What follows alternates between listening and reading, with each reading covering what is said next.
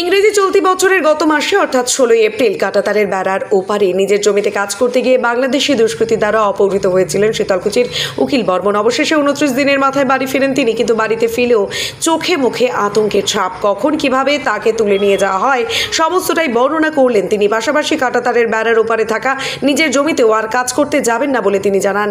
সরকার অধিগ্রহণ করুক তার জমি, এমনটাই চান তিনি। এদিকে উকিল বর্মনের ছেলের কথাতেও একই সুর। সেও চায় সরকার তাদের জমি নিয়ে ন্যায্য মূল্য দিক, কারণ বিএসএফ এর কাছে নাম লিখিয়ে যাওয়ার পরও যে ঘটনা ঘটলো তাতে যথেষ্টই ভয় এখন তারা, তাই এখন কাঁটাতারের বেড়ার ওপারে গিয়ে কাজ করতে চাইছেন না। কেমন লাগছে? ভালো লাগছে। সেদিন কি ঘটনা ঘটেছিল যে আপনাকে নিয়ে গেল? সেদিনকে ঘটনা ঘটেছিল আমি তো জানি না, ওখানে গুলি করি লোকটা আমাকে মারছে না কি করছে আমি তো জানি না। ওরা আমাকে 6 জন আসিয়া ধরিয়া তারপরে আমাকে নিয়ে গেল। আপনি কি করছিলেন ওই সময়? ওই সময় ধান খাতে কাজ করতেছিলাম। যে 6 জন নিয়ে গেল তারা কি বাংলাদেশি লোক? বাংলাদেশি লোক। নিয়ে কোথায় গেল? কোথায় নিয়ে গেল ভুট্টে বাড়ির তলে তলে কোথায় নিয়ে কত দিকে নিয়ে গেল আমার তো জিউ চলছে একদম। আপনি চিৎকার করে ওঠেননি? চিৎকার যখন ধরছে চিৎকার করে নিয়েছে, আর আমি একটা মাটিতে শুচ্ছি, মাটিতে শুতে একেবারে তাও ধ্যার ধরে টানিয়ে নিয়ে যায়। তা ওই হাত দুইজনে 2টা হাত ধরছে, ঠ্যাং পা 2টা ধরছে, আর শূন্যের ওপরে নিয়ে গেল। সেখানে কি মারধর করেছে আপনাকে? মারধর করেনি। আচ্ছা, ওই বাংলাদেশিদের হাত থেকে বিজেপি আপনাকে উদ্ধার করে? উদ্ধার করে। আর যারা নিয়ে গেছে তারা বলে আমার লোকটাকে ফ্রি দিবে, তোমাকেও ফ্রি দেবো কাকা। ওরা ওই ঢোকে বলছে। তিনি ব্যবহার ভালো করছিল? হ্যাঁ, ব্যবহার ভালো করছিল। মানে নিয়ে গিয়ে তারপর কি আপনাকে কোর্টে তুলে বাংলাদেশে তুলে নিয়েছে। আর কোথায় যে নিয়ে গেল আমি আর বলতেই পারি না। বিজেপি পুলিশের হাতে তো দিয়েছিল আপনাকে? হ্যাঁ, বিজেপির হাতে দিয়েছিল। তারপরে কি কোর্টে তুলেছিল? তারপরে থানায় দিয়েছিল। নাকি আপনি কি থানাতেই ছিলেন নাকি আদালতে ছিলেন? থানাতে ছিলাম না, থানাতে ছিলাম ধরো 3টের দিকে। আজকে 3টের দিকে গেছিলাম, পরের দিন 11টার সময় লালমনিরহাটে চালান করলো। তো ওখানে কোর্টে চালান করে? কোর্টে চালান করলো। আচ্ছা, এই যে প্রায় 1 মাস বাড়ির লোককে মানে কতটা খারাপ লেগেছে আপনার? খুবই খারাপ লাগছে। আর সীমান্তের ওপারে যে জমি আছে সেখানে কি আর চাষ করতে যাবেন? যাব। কি চাইছেন তাহলে এখন? এখন কি করবে সরকার? একটা লোক যদি কার্ড জমা দিয়ে নিয়ে যায়, তাও যদি লোকটাকে ঘুরিয়ে আনতে পারে তাহলে সীমান্তের উপরে আর চাষ করতে যাবেন? চাষ করতে আর যাব। আপনি তো কৃষিকাজ করেই আপনার সংসার চালান? হ্যাঁ, কৃষিকাজ করে সংসার চালান। এখন কিভাবে চলবে সংসার তাহলে? ভগবান জানে কি করে চলবে। ভারত সরকারের কাছে কি আবেদন থাকবে আপনার? মানে কি চাইবেন? কি চাইবো? আমার জমি যদি আবাদ করে নেবে, আমার একটা ব্যবস্থা করে দিবে, বাচ্চা কাচ্চার ব্যবস্থা করে দেবে। আমাদের আর জমি চাষ করতে যাব না। আপনার কি জমি সমস্ত কিছু ওইদিকে? সমস্ত কিছু ওইদিকে জমি। কত বিঘা জমি আছে আপনার? 4 বিঘা জমি আছে। 4 বিঘা জমি সীমান্তের ওপারে? সীমান্তের ওপারে। আচ্ছা, এতদিন কি আপনাকে জেলেই রেখেছিল? কি জেলে রেখেছিল। তারপরে ফেরত কবে দিল? কালকেই দিল না তার আগের দিন? কালকেই দিল। কালকে কি আপনি বাংলাদেশ থেকে কখন এসেছেন ভারতে? সন্ধ্যা নাগাদ? সন্ধ্যা।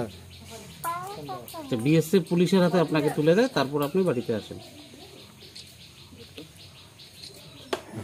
কি নাম আপনার? আপনার নামটা বলুন। উকিল বর্মন। পেয়েছি কালকে রাত 8টার সময় জানতে পেরেছি, এবং রাত 1টার দিকে আর কি বাড়িতে ফেরেন। তখন আমরা বাড়িতেই ছিলাম, হঠাৎ করে থানা থেকে ফোন করে যে তোমার বাবা চলে যাচ্ছে। কতটা খুশি? ভীষণ খুশি আমরা, কিন্তু একটাই আমাদের দুঃখের কারণ আছে যে আমাদের যে বাংলাদেশের জমি আছে এই জমিটা আর চাষাবাদ করতে চাই না।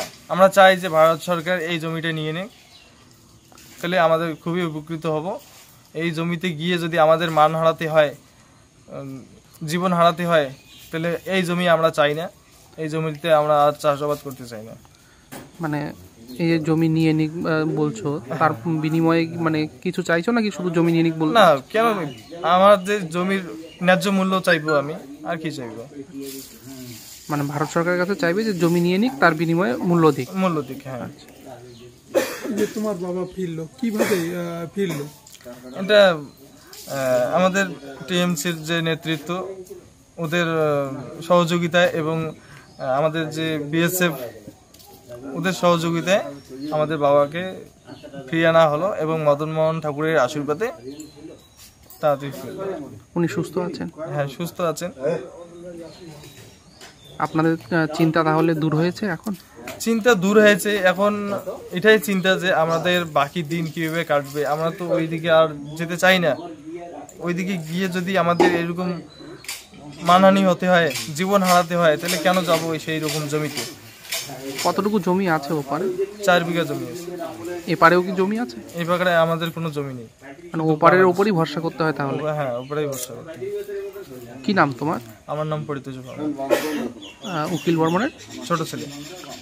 তোমার বাবাকে কি আরো কোর্টে উঠতে হবে? হ্যাঁ, উঠতে হবে, কালকে থানা থেকে বলেছিল। কোন বাড়িতে ফিরলো, হ্যাঁ, ও তো আমার মানে টাড়ি বাড়ি সম্পর্কে দাদা হয়, খুবই ভালো লাগছে। আচ্ছা, কথা বলেছেন ওনার সঙ্গে? না, এখনো বলতে পারিনি। এসছেন দেখা করার জন্য? আসলাম দেখা করার জন্য, জিজ্ঞাসাবাদ করলাম দুই একটা কথা। ব্যস্ত আছে তো, আচ্ছা একটু করে আরো। আচ্ছা, আপনারা কি ভেবেছিলেন যে উনি কবে ফিরবেন, এরকম কোনো চিন্তা? হ্যাঁ, ওই আশায় তো ছিলাম। একটা দীর্ঘকাল থেকে আমাদের ওই আশাটা ছিল যে বিনা দোষে লোক করে নিয়ে যাওয়া হইলো, কবে ফিরবে ওই অপেক্ষায় ছিলাম। কি নাম আপনার? সুবোধ বাবু। প্রতিবেশী হিসেবে কতটা খুশি আপনারা? হ্যাঁ, খুবই খুশি। না, আপনারাও কি আতঙ্কে আছেন যে ওই কাঁটাতারের বেড়ার ওপারে গেলে কি হতে পারে বা নিয়ে যেতে পারে কিনা আবার? হ্যাঁ, ওটা তো অটোমেটিক আতঙ্কে থাকার কথা।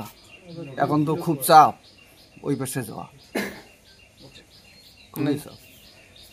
মানে আপনারাও তাহলে সচেতন থাকবেন এখন থেকে নাকি? এই যে সীমান্তের ওপারে তো প্রত্যেকেরই জমি আছে, এখন কি আপনারা সেই সীমান্তের ওপারে জমিতে চাষ করতে যাচ্ছেন? না, বর্তমান বদ্ধ আছে। মানে কেন যাচ্ছেন? ওই ভয়ে কি? ওই ভয়ে। মানে কি ভয় আপনাদের মনে কাজ করছে? ওই যদি নিয়ে যায় ওইটাই। তো এখন তাই যাচ্ছেন না?